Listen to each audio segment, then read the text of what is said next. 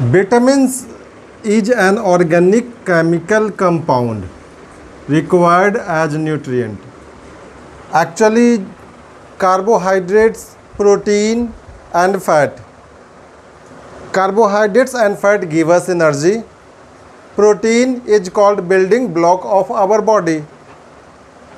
लेकिन जो vitamins and minerals हैं, जिसमें हम अभी विटामिन्स को पढ़ रहे हैं, vitamins are the organic chemical compound required as nutrient. आप इसको ऐसे भी समझ सकते हो कि vitamin is something necessary for the vital function of the body. ये हमें एनर्जी नहीं देता है, लेकिन हमारे पूरे ऑर्गन सिस्टम को, जो भी हमारे बॉडी के ऑर्गन सिस्टम हैं, उनको हेल्दी रखने के लिए हमें विटामिन्स की ज़रूरत पड़ता है. Vitamins is something which is very necessary for the vital function of our body. It is very necessary for vital function of our body. Vitamins जितने भी हैं ना हमारे चारों तरफ, इनको हमने दो भागों में बांट दिया है. Fat soluble vitamin, water soluble vitamins. Fat soluble vitamins उसको कहते हैं which is dissolved in fat molecules. Water soluble vitamins which is dissolved in water molecules.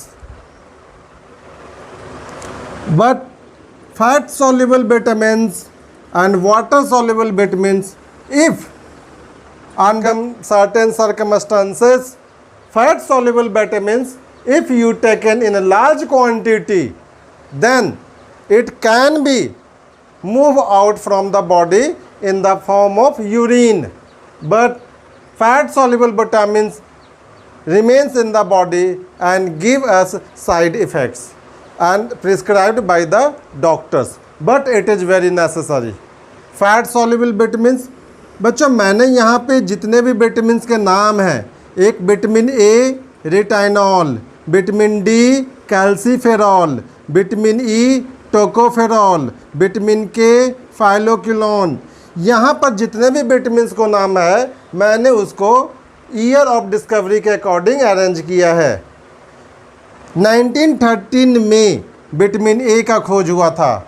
इसका जो फूड सोर्स है वो है कॉड लिवर ऑयल. 1920 में विटामिन डी का खोज हुआ था, कैल्सीफेरॉल, जिसका सोर्स है cod liver oil. 1922 vitamin E का खोज हुआ था, जिसका सोर्स है व्हीट जर्म ऑयल. एंड 1929 केबन यानी कि फाइलोक्विनोन ग्रीन लीफी वेजिटेबल से हमें ऑब्टेन होता है. तो आपको ये विटामिन्स के नाम याद रखने हैं, विटामिन्स के मेडिकल नेम याद रखने हैं, and year of discovery and food resource. हालांकि ये लाइव प्रोसेस में जो मैं बता रहा हूँ, आपके एनसीईआरटी बुक क्लास 11th में इतना ज़्यादा दिया हुआ नहीं है, लेकिन ये बहुत ज़रूरी है. Second is water soluble vitamins. Water soluble vitamins अगर हम उसको ईयर ऑफ डिस्कवरी के अकॉर्डिंग अरेंज करते हैं, तो 1910 में सबसे पहले B1 का खोज हुआ था, जिसका मेडिकल नेम था थायमीन. ये राइस ब्रेन से ऑब्टेन होता है. 1922 विटामिन सी, जिसका नाम है अस्कॉर्बिक एसिड, जो मेन सोर्स जो है फूड सोर्स है citrus fruits, most fresh fruits. 1920 में विटामिन B2 का खोज हुआ था, जिसका नाम था राइबोफ्लेविन, जिसका मेन सोर्स है meat and egg. 1926 vitamin B12 कोबेलेमिन्स.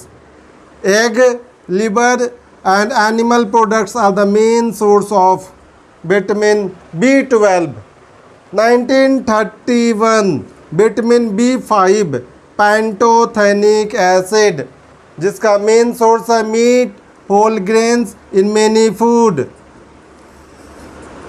1931 vitamin B7, जिसका मेडिकल नेम है बायोटीन, इसका भी main source meat, dairy products and eggs है.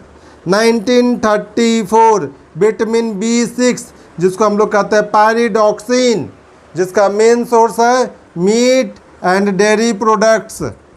1936 vitamin B1 niacin, meat, eggs, grains 1941 vitamin B4 जिसको हम लोग कहते हैं folic acid, green leafy vegetables इसका मेन सोर्स है। अगर इनकी डिफिशियंसी हो जाए तो ये हमारे बॉडी ऑर्गन जो है उनका वाइटल फंक्शन करने में दिक्कत होता है। लेकिन अगर इन एक्सेस अमाउंट में ले लें तो भी हमारे बॉडी को नुकसान होता है। तो जितने भी विटामिन्स हैं, जो विटामिन्स का सोर्स है, ये सभी विटामिन्स जितने भी हैं इनको हमें लिमिटेड अमाउंट में ही लेना होता है। तो कुल मिला के विटामिन्स में मैंने बताया fat soluble vitamins, water soluble vitamin. चूँकि लाइफ प्रोसेस चैप्टर मैं पढ़ा रहा हूँ तो इसमें मैं आपको विटामिन के बारे में इतना ही जानकारी दूंगा। ज़्यादा जानकारी के लिए हमारा वीडियो आएगा आपके पास बायोमॉलिक्यूल्स, जिसमें मैं आपको विटामिन्स के बारे में काफ़ी डिटेल स्टडी कराऊंगा। मिनरल्स, जिस तरह से विटामिन्स हमारे बॉडी के लिए बहुत ज़रूरी है, मिनरल्स भी हमारे बॉडी के लिए उतना ही ज़रूरी है। बस दोनों का जो सोर्स ऑफ ऑब्टेनिंग है वो अलग अलग है। मिनरल्स ज़्यादातर सॉइल पार्टिकल्स में पाए जाते हैं। Most of the plant absorb minerals from the soil and we get that minerals from the other living organism. Minerals जो हमारे बॉडी के लिए सबसे ज़्यादा ज़रूरी है that is calcium, sodium, potassium, iron, zinc, magnesium, phosphorus, chlorine, fluorine, copper, selenium, iodine. ये वो मिनरल्स है जो ह्यूमन बॉडी के लिए बहुत ज़्यादा ज़रूरी है। लेकिन इसमें भी कुछ मिनरल्स ऐसे हैं जो हमें ज़्यादा अमाउंट में चाहिए होता है, जबकि कुछ निग्लेजिबल अमाउंट में। हालांकि ये क्वांटिटी निग्लेजिबल में ही कहा जाता है। यहाँ पे मेन एंड वीमेन ये दोनों का जो रिक्वायरमेंट है मिनरल्स का वो डिफरेंट है। फीमेल को मेल के कंपैरिजन में मिनरल्स का जो अमाउंट है वो थोड़ा सा लिटिल बिट ज़्यादा चाहिए होते हैं, और कुछ मामले में मेल को तो वो वेरिएशन करते हैं between male and female. For example calcium, अगर कैल्शियम को देखें तो मेल का जो रिक्वायरमेंट है वो 1000 मिलीग्राम है, जबकि फीमेल में 1200 milligram. Sodium 1100 milligram in male and 30,300 milligram in female. Potassium 2000 gram in male and 2000 gram in female. Iron 10 milligram in male and 15 milligram in female. Zinc 15 milligram in male and 12 milligram in female. Magnesium 350 milligram in male and 280 milligram in female. Phosphorus 800 milligram in male and 1200 milligram in female. Chlorine 700 milligram in male and 700 milligram in female. Fluorine 1.5 milligram in male and 4 milligram in female. Copper 2 milligram in male and 2 milligram in female. Selenium 0.07 milligram in male, 0.05 milligram in female. आपको मुख्य रूप से ये minerals के नाम याद रखने हैं। डेली रिक्वायरमेंट एंड अमाउंट ये याद रखना थोड़ा मुश्किल काम है, लेकिन आप चाहे तो मैं मिनरल्स के नाम याद रख सकते हैं। तो बच्चों, vitamins and minerals both are very essential for human beings. ये विटामिन्स और मिनरल्स अगर हमारे बॉडी में नहीं मिलेंगे तो डिफिशियंसी हो जाएंगे इनका और हमारा बॉडी वाइटल फंक्शन नहीं करेगा। पिछले क्लास में हमने आपको बताया था कि फूड में हम लोग दो तरह से लेते हैं, staple food and complete food. Complete food are those food which contains all types of nutrient, whereas a staple food, the main food that we eat only to get energy. A staple food always lack vitamins and minerals, but complete food contains vitamin and minerals. तो यहाँ पर एक term है जो मैं आपको बताना चाहूँगा, हिडन हंगर। हिडन हंगर क्या होता है? नॉर्मली जो लोग स्टेपल फूड ज़्यादा लेते हैं उनको ये हिडन हंगर होता है। इसका मतलब है deficiency of certain substances in the body. Deficiency ज़्यादातर जो होते हैं ह्यूमन बींग्स में वो किसका हो जाते हैं? Deficiency of minerals and deficiency of vitamins, ये ज़्यादा होते हैं ह्यूमन बींग्स में, तो that is called hidden hunger. तो जितने भी मिनरल्स हैं एंड विटामिन्स हैं, both are very essential for human beings for the vital function of the body. लेकिन यहाँ पर नॉर्मली क्या होता है, मैंने बताया था आपको कि फूड दो टाइप्स के होते हैं। Staple food, the main food that we eat only to get energy. Staple food always lack vitamins and minerals, not all the vitamins and minerals, but certain vitamins and minerals always lacking in the staple food, whereas the complete food contains most of the vitamins and minerals। तो यहाँ पर हम आपको बताना चाहते हैं कि वैसे लोग जो कंटिन्यूसली स्टेपल फूड कंटिन्यू लेते हैं and they do not get complete food in lunch, breakfast and dinner, they suffer from hidden hunger. Hidden hunger means certain nutrients are lacking in the body of an organism. यहाँ पे जो certain nutrients है that is from the minerals, या तो उनमें किसी एक minerals की डिफिशियंसी हो जाए या तो फिर विटामिन्स की डिफिशियंसी हो जाए, जैसे fat soluble vitamins, water soluble vitamins. अगर एक दो विटामिन्स की भी डिफिशियंसी हो गई तो that particular organs is not work properly. Roughage and water, roughage and water में जो रफेज है it always maintain the healthy digestive system of human beings. जितने भी ह्यूमन बींग्स हैं वैसे तो हेल्दी डाइजेस्टिव सिस्टम के लिए रफेज बहुत ज़रूरी है, और हम लोग रफेज एंड वाटर को न्यूट्रिएंट कंसीडर नहीं करते। क्यों? क्योंकि इनका ब्रेकडाउन नहीं होता। Human body do not have any digestive enzyme to break the roughage molecules, लेकिन रफेज जो है दूसरे एनिमल्स में डाइजेस्ट होते हैं। तो जितने भी रफेज हैं ये हमारे बॉडी के हेल्दी डाइजेस्टिव सिस्टम को मेंटेन करते हैं, क्योंकि जैसे हम लोग फूड लेते हैं रफेज के साथ होता है स्टार्च, वो तो डाइजेस्ट हो जाता है और हमें एनर्जी मिलता है। लेकिन roughage during the process of digestion human alimentary canal contains millions of micro organism, and that all the micro organism, the various toxins in the alimentary canal, all are absorbed by the roughage and eliminated from the body। इसलिए roughage को हम लोग कहते हैं it maintain the healthy digestive system. It also stabilize the pH level. हमारे body में जो food का डाइजेशन होता है कभी एसिडिक मीडियम में होगा तो कभी अल्कलाइन मीडियम में होता है। तो रफेज जो है वो हमारे एलिमेंट्री कैनाल के पीएच को मेंटेन करने का काम करता है।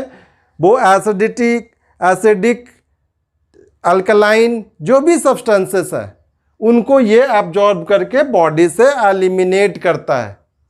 अगर हम फूड लें और ये बहुत फास्टली ये लार्ज इंटेस्टाइन में पहुंच जाए तो प्रॉपर डाइजेशन ऑफ फूड हो नहीं पाएगा।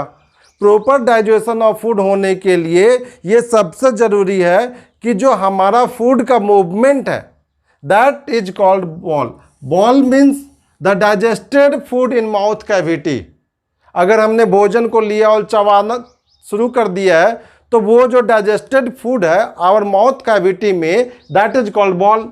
तो उसका जो मूवमेंट है वो ये रेगुलेट करता है रफेज। जितना ग्रेजुअली ये मूव करेगा लार्ज इंटेस्टाइन की तरफ उतना ज़्यादा डाइजेशन ऑफ फूड होगा, उतना ज़्यादा ब्रेकडाउन ऑफ फूड होगा, और जितना ज़्यादा ब्रेकडाउन ऑफ फूड होगा उतना ज़्यादा हमें एनर्जी मिलेगा। एनर्जी के लिए हमेशा याद रखेंगे हमें 10 चपाती खाने की ज़रूरत नहीं है। अगर हम ढंग से 2 चपाती या 4 चपाती भी खाते हैं तो ये हमें प्रॉपर एनर्जी देगा। It also absorbs the toxins and other unwanted substances from the body, and it lower the cholesterol level from in blood। ये क्या होता है? जैसा कि मैंने बताया कि ये हेल्दी में से डाइजेस्टिव सिस्टम को मेंटेन करता है, तो ये हमारे बॉडी से जो ब्लड है उसमें से कोलेस्टेरोल को भी कम करने का काम करता है। मोस्ट ऑफ द एक्सेसिव जो अनवांटेड फैट मॉलिक्यूल्स हैं उसको भी एलिमिनेट करने का ये कोशिश करता है। स्लोअर रीएब्जॉर्प्शन ऑफ कार्बोहाइड्रेट्स, जितना ज़्यादा रफेज होगा उतना कम। आजकल जो है ज़्यादातर लोग मोटापा से सफ़र करते हैं, उनको बहुत ज़्यादा प्रॉब्लम है क्योंकि हम लोग उतना वर्कआउट नहीं करते। तो उससे बचने के लिए हम लोग को डाइट में ज़्यादा रफेज लेना चाहिए ताकि स्लोअर रीएब्जॉर्प्शन ऑफ कार्बोहाइड्रेट्स हो सके। वाटर, वैसे तो वाटर केमिकल फॉर्मूला H2O है, इसमें हाइड्रोजन एंड ऑक्सीजन दोनों मौजूद हैं। और नॉर्मल अगर देखा जाए तो छोटे बच्चों में वाटर का परसेंटेज सबसे ज़्यादा होता है, उससे कम होता है मेल में, and minimum in female and men to women. In baby 75 to 80%, men 60 to 65% water and women 50 to 60% water. Human brain में 85% वाटर होते हैं और ह्यूमन बोन्स में 10 to 15% water. This is the percentage of water in human in different body organs. यहाँ पे हम लोग देखते हैं एक्चुअली फीमेल के पास एडिपोज सेल्स ज़्यादा होते हैं, तो उनमें फैट का अब्जॉर्प्शन ज़्यादा होता है। यही कारण है कि उनमें वाटर परसेंटेज कम पाया जाता है। एक्चुअली डाइजेस्टिव सिस्टम में वाटर इसलिए सबसे ज़्यादा रिक्वायरमेंट है क्योंकि अगर हम वाटर का इंटेक नहीं करेंगे, मैक्सिमम वाटर का इंटेक नहीं करेंगे, तो हमारे बॉडी में जो डाइजेस्टेड फूड है वो डिजॉल्व भी होता है वाटर में। ये डाइजेस्टेड फूड डिजॉल्व हो जाएगा और after then the body cells absorb the water molecules, and जब वाटर मॉलिक्यूल्स एब्जॉर्ब होगा तो ऑफ कोर्स जो वाटर मॉलिक्यूल्स में जो डाइजेस्टेड फूड है they also absorb by the body cells. तो वाटर वो मीडियम है कि जो डाइजेस्टेड फूड है, जिसका डाइजेशन हुआ है हमारे बॉडी के अंदर, वो बॉडी सेल्स तक जो पहुंचेगा वो वाटर के मीडियम के थ्रू ही पहुंच सकता है। That's why water is very necessary for us. तो बच्चों, अभी मैंने जो आपको बताया, जो डाइजेशन एंड एब्जॉर्प्शन चैप्टर है, इसको मैंने 5 टॉपिक में डिवाइड कर दिया था। लाइफ प्रोसेस एंड न्यूट्रिशन, तो लाइफ प्रोसेस एंड न्यूट्रिशन का जो टॉपिक है वो यहाँ पर कंप्लीट होता है। अब जो हम नेक्स्ट टॉपिक को हम डिस्कस करेंगे वो है डाइजेस्टिव सिस्टम। तो डाइजेस्टिव सिस्टम में हम आपको बताएंगे कि ह्यूमन डाइजेस्टिव सिस्टम में कितने पार्ट्स हैं, कैसे मूवमेंट ऑफ फूड होता है, and all this things we will discuss it in next class.